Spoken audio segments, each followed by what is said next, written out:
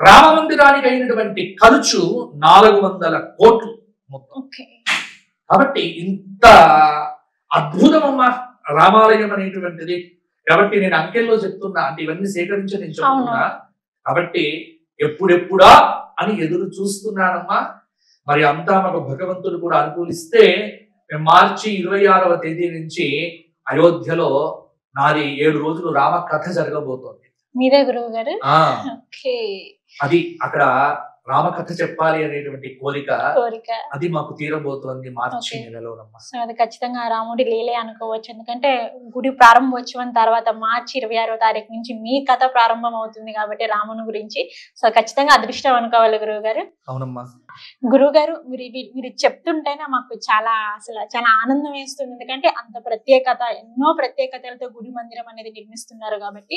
So అదే విధంగా మనం చూసుకున్నట్లయితే జనవరి 22వ తారీఖు, సో ఆ రోజే ప్రారంభించడానికి గల ఏమైనా స్పెషల్ ఏమైనా ఉందంటారా? ఉందమ్మా. ఇప్పుడు చాలా మంది విమర్శలు చేస్తున్నారు, ఏదో ఇది అయోధ్య రామాలయము రాజకీయం చేస్తున్నారు అని. కాదమ్మా, రాజకీయం ఏం కాదు. ఇంకొక మాట కూడా చాలా మందికి కోపం రావచ్చేమో, అసలు బీజేపీ పార్టీ అనేటువంటిది వచ్చిందే పురుడు పోసుకున్నదే రామాలయం పెట్టి. బీజేపీ వాళ్ళ ఆత్మనమ్మా, వాళ్ళు కట్టుబడి ఉండాలి, దీనికి కట్టుబడ్డారు. ఎందుకంటే వాళ్ళ మెయిన్ ఎజెండానే రామాలయం. బీజేపీ అనేటువంటిది వాళ్ళ అధికారంలోకి వచ్చింది అంటే దేని వల్ల వచ్చింది? వాళ్ళు రామాలయం కడతాము అన్నారు కాబట్టి వచ్చింది.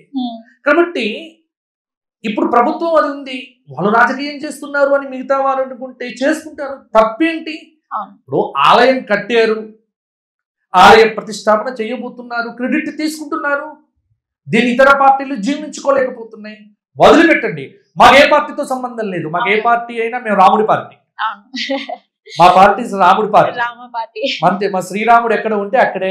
కాబట్టి మాకు ఇదా అదా ఎవరితో సంబంధం లేదు, ఏ రాజకీయ నాయకులతో మాకు సంబంధం లేదు. కాబట్టి ఇక్కడ మేము పార్టీల పరంగా మాట్లాడట్లేదు. కానీ ఒకటి మాత్రం మేము కట్టుబడి ఉంటాం, ఏమిటి అంటే మా రాముడికి జై అని ఎవరంటే మేము వాళ్ళ వైపు. మా హిందూ ధర్మం ఎటువైపు తీసుకువెళ్తే వాళ్ళందరినీ మేము ఓకే అంటాం, అంతే. హిందూ ధర్మాన్ని కించపరిచేటువంటి వాళ్ళ జోలికి మాత్రం మేము వెళ్ళం, మా జోలికి వాళ్ళు రావద్దు, అంతే.